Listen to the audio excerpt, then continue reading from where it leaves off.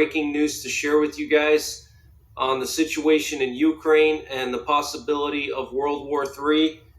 So there's reports coming out now that Fort Bragg troops could be deploying to Europe within the next 72 hours.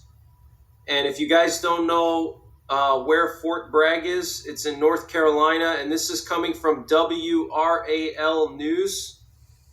And sources are telling one of the reporters for this local news agency that some of the special forces and airborne troops in Fort Bragg have been given the order to deploy within the next 72 hours to the European theater. And if that's true, that's a huge red flag that we're on the verge of something, because they usually don't deploy special forces unless it's something serious. Okay, specifically, they mentioned the 82nd Airborne and the 18th Airborne Corps. That's what the sources told one of the reporters of WRAL News Fayetteville. The reporter's name, Gilbert Baez. He had several sources tell him that the 18th Airborne and the 82nd Airborne were getting ready to deploy into the European theater within the next 72 hours, guys. That is absolutely huge. If this is true, that's a big red flag that we are going to be going to war, or something is going to happen in Ukraine.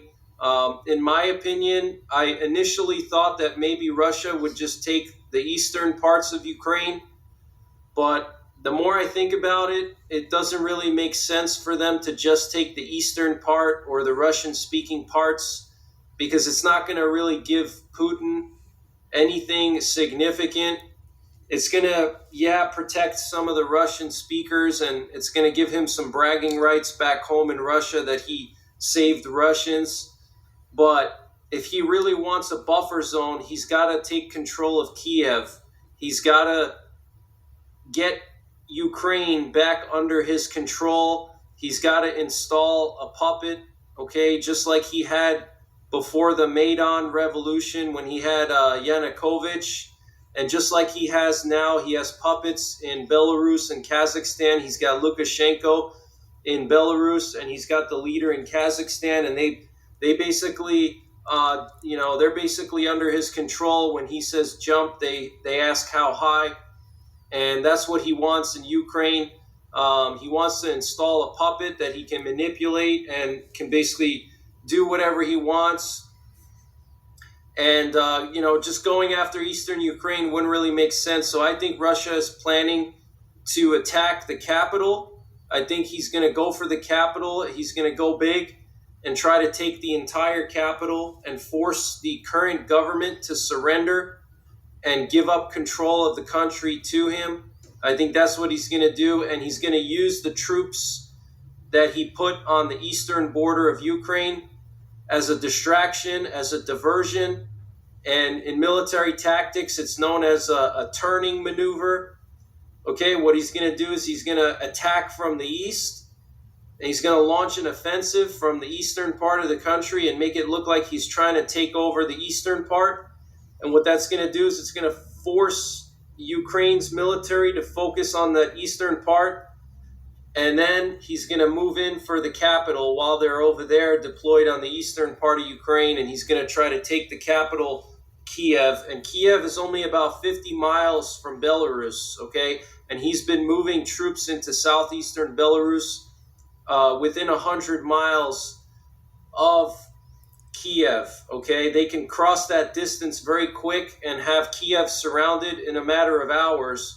Versus if they try to come in through the east, they're going to have to cover 300 or 400 miles of territory, okay? So that's what I think is going to happen. And the area just north of Kiev, where I think Russia would launch their offensive from, there's a lot of swamps there, okay? That's where you have the Pripyat marshes, where Chernobyl is, and that's where you have Polessia, which is a huge swampland that straddles the border of Ukraine and Belarus. It's like 300 miles long, and it goes all the way into Poland.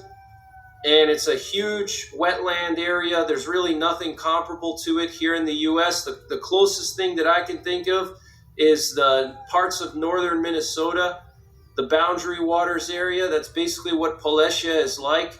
It's about 300 or 400 miles long and maybe about 100 or 200 miles wide. Okay, so it's like the Boundary Waters in Minnesota, but much, much bigger.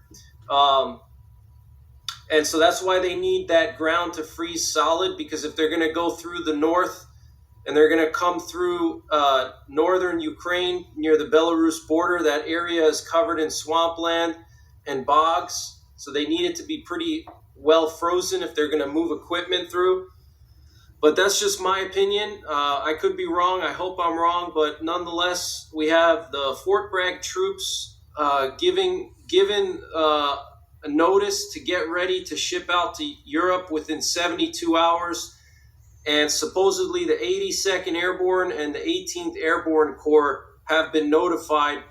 And if you guys don't know anything about the 82nd Airborne, the 82nd Airborne is one of the premier airborne units in the U.S. Army. It's a quick reaction airborne force, and it has a long history of being deployed in multiple wars.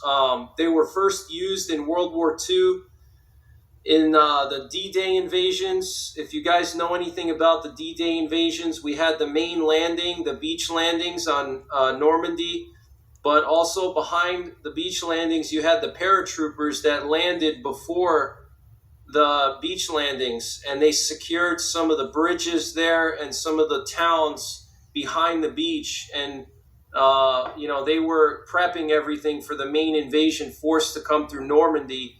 So the 82nd Airborne was there. They've been in multiple conflicts in Vietnam. They've been in Grenada, in Panama, in Operation Just Cause in Panama. They were active in all the Middle Eastern wars.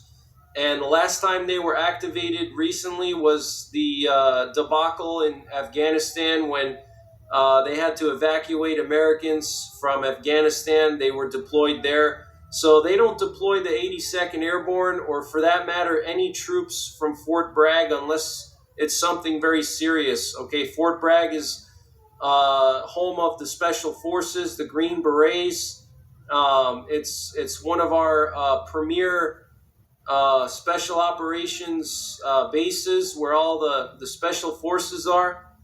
So this is a red flag, in my opinion, that the U.S. government is planning something big, and Russia is planning something big. Are they going to be paratrooping into or parachuting into Kiev? Possibly. They're not going to deploy the 82nd Airborne for no reason, okay? They're going to be deployed somewhere in Eastern Europe, and they're going to be on standby just in case they have to be dropped into Kiev maybe, or some other areas. Who knows, But this is a red flag. Wanted to share this with you.